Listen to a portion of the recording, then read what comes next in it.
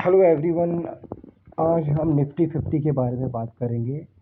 Nifty 50 आप check कर सकते हो स्क्रीन पे 19,674.25 पॉइंट्स पे क्लोज हुआ है निफ्टी 50। निफ्टी 50 एक ऐसा इंडेक्स है जिसमें हिंदुस्तान की टॉप कंपनीज लिस्टेड है। अगर निफ्टी 50 में कोई इम्पैक्ट होता है तो इंडिया की इकोनॉमिक में भी इम्पैक्ट होता है। अगर आप चेक करोगे कि निफ्टी 50 ने क्या रिटर्न दिया है, पिछले एक साल में निफ्टी 50 ने रिटर्न दिया है 15.62% का। 5 साल में इसका रिटर्न है 79.99%। बहुत बहुत अच्छा रिटर्न है, इन्फ्लेशन को बीट करता है ये रिटर्न। मैक्सिमम रिटर्न निफ्टी 50 ने दिया है, निफ्टी 50 के स्टॉक ने दिया है 2108.60% का रिटर्न। अगर आपको निफ्टी 50 में इन्वेस्ट करना है तो आपके पास म्यूचुअल फ़ंड की ऑप्शन है, आपके पास दूसरा ऑप्शन है ईटीएफ। ईटीएफ में मान लो आपको 60% 16% अगर साल का मिलता है तो compounding is is a magic. Compounding magic है। कंपाउंडिंग में आप करोड़पति भी बन सकते हो अगर आपने सही इन्वेस्टमेंट किया।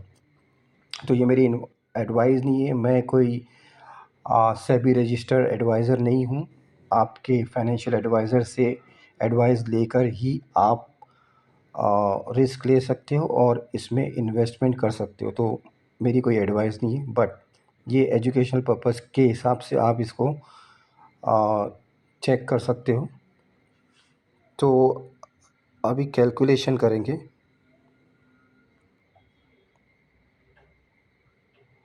ये एसआईपी कैलकुलेटर मैंने ओपन किया है।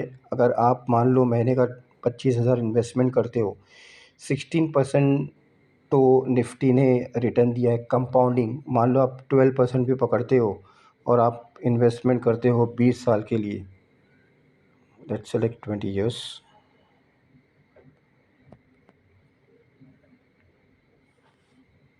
तो आप चेक कर सकते हो इसका टोटल वैल्यू क्या आ रहा है। इन्वेस्टेड अमाउंट अगर आप 53,000 नहीं, आपने अगर 25,000 किया है,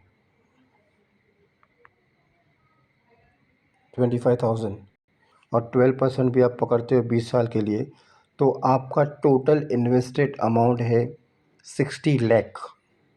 और आपको इसका रिटर्न क्या मिल रहा है आप चेक कर सकते हो। रिटर्न आपको मिल रहा है 1,89,78,698। देखा आपने इसका मैजिक। आपको सिर्फ इन्वेस्टमेंट करना है। 12% आपको पर एनम के हिसाब से भी आप कैलकुलेट करते हो। 12% मैंने कम से कम किया है, इन्फ्लेशन को भी बीट करता है निफ्टी 50, जैसे कि मैंने आपको बताया। तो टोटल वैल्यू आपकी 20 साल के बाद, 20 ईयर्स के बाद आपकी टोटल वैल्यू हो जाएगी 2,49,78,698। आप खुद कैलकुलेट कर सकते हो। अगर आपको और कम करना है, मान लो आपको और कम करके पीरियड बढ़ाना है, मान लो आपको करना है 15,000 और आप 25 ईयर्स के लिए इसको करना चाहोगे तो आप चेक कर सकते हो। 45 लाख आपने इन्वेस्ट किया। जितना ज़्यादा आप रखते हो टाइम पीरियड, जितना उतना ज़्यादा आपको मिलेगा। आपने फ़र्क देखा, आपने यहाँ पे 15,000 आप इन्वेस्ट कर रहे हो, ठीक है, और आप 25 ईयर्स के लिए कर रहे हो। पहले हमने 25,000 का कैलकुलेशन किया था,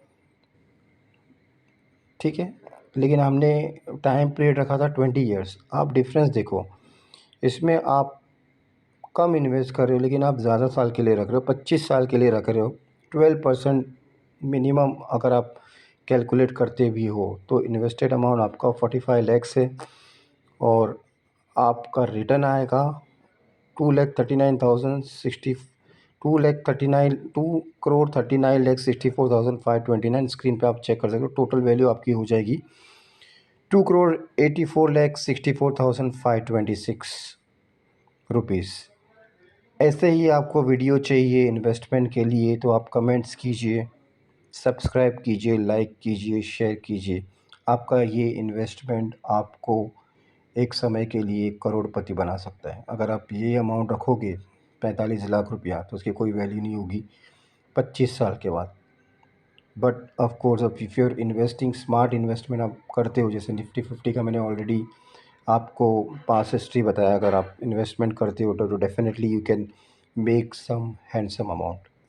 बिकॉज निफ्टी 50 में जितने भी कंपनीज़ है, टॉप कंपनीज़ होती है निफ्टी 50 में, so you can take the advice from your financial person जो भी है आपका एडवाइज़र है, उससे एडवाइस लेके आप इन्वेस्टमेंट कर सकते हो। Bye, good night.